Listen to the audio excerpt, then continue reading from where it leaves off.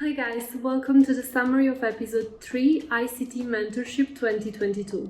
I'm so happy to be here with you. Please remember, refer to ICT original content. This is just a brief summary reminder for all of us that have gone through his video, are his students and are trying to learn and just sometimes need a quick refresh of all the concepts that he teaches. I'm just trying to, as all of us, work through it, learn as much as I can, and just remind myself of all the great things that he has done for us. Guys, in this summary you're gonna see 3 things: the rules of the trades and a few definitions, homework review, and ICT trading live. That he show us how he's actually trading, a trade that he has actually taken, and how he's doing that. What are the rules of our game? So there is the right moment to trade, and there are other times in which it is preferably to not be trading. Always set up your trading and your charts at the New York local time. This is very important. There are 3 daily sessions: London, New York, and the Asian session, and they are useful to check price levels, so the resistance that we talked about in the previous episode, that will be then very likely swiped up or taken away. The London session is from 2 a.m. until 5 a.m. New York local time. The New York session is from 7 a.m. until 10 a.m. and the Asian session is from 7 p.m. until 10 p.m. He also specified that he does not trade between 12 and 1:30 in the lunch break of New York times.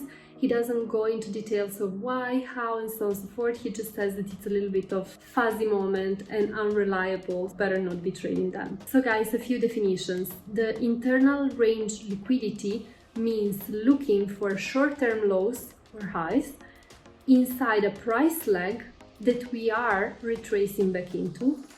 And the order block means the change in the state of delivery of the price.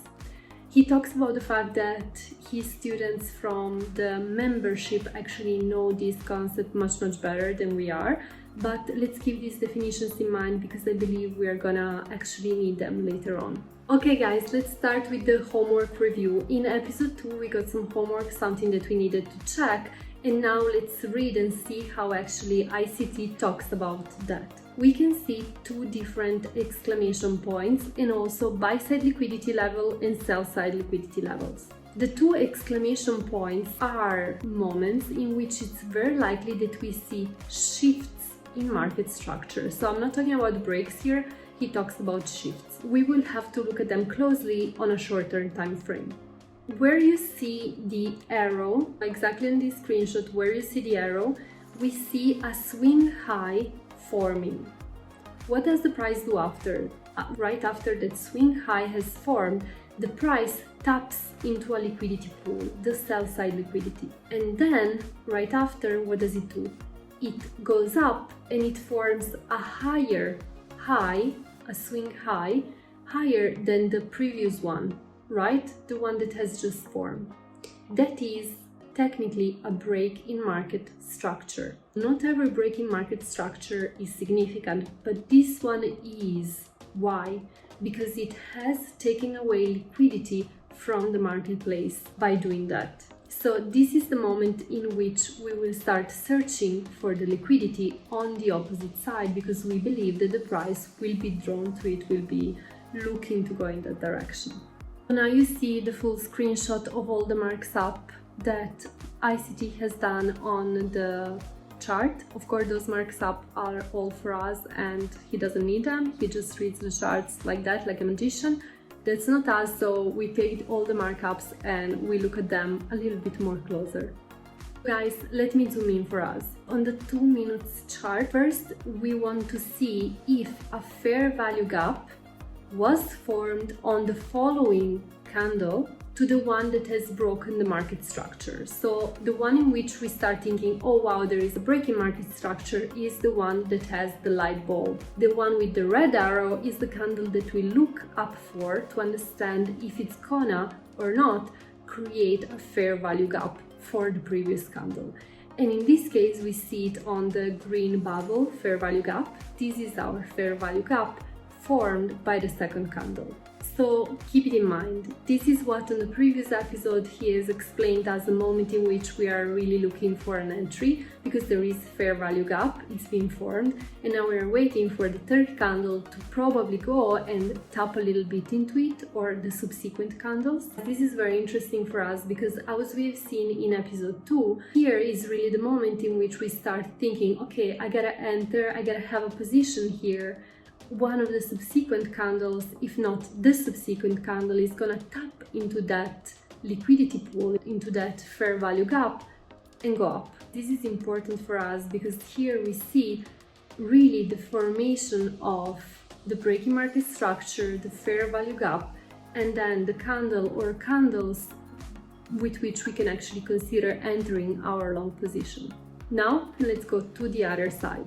It's crazy because the same happens later in the opposite direction. So here, stop the video for a sec and try to find for yourself the candle that breaks the structure, the one that forms the fair value gap, and the one on which we should be actually thinking about entering. Try to do the work, try to see what ICT is seeing. ICT then shows us an example of his trading techniques. Here on the screen we're going to see on the left side the trading view, and on the right side his broker, ICT's broker, and how he actually places the order live. Let me zoom in the trading view side. Here he shows us that there are two big fair value gaps that he spots with his bare eyes. The first one is the red one, then we have the green one right below. As you can see, the price is at 14,128 right now, and he also makes us notice that there is right below the green fair value gap another smaller fair value gap, which you can see here with the green arrow. Now that we know that, what ICT says is that he is expecting that the price will first go and touch the green fair value gap, and then maybe or maybe not touch the green arrow fair value gap, and then go up. We do not need to wait for the price to touch the green arrow. We can also enter where the green box of the fair value gap is. So let's keep that in mind. ICT actually enters the trade when the price is exactly here where the red arrow is, and then something very interesting happens, because after you enter the trade, if you have done it already in the past, you know that it gets a little bit scary. You do not know where the price is actually gonna go, and you need to wait to keep your nerves steady. He gives us the advice to not look at the price, at the numbers, but actually just look at the charts and relax. We need to learn to trust our intuition and our analysis until that point. ICT closes the trade where you see the red arrow. Guys, something important.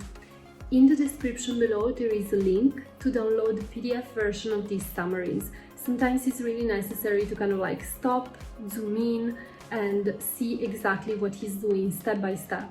And it's sometimes easier when you do it actually on your own. Remember, do the work, trust the process, and let's keep going. I'm gonna see you in the next episode with summary number 4.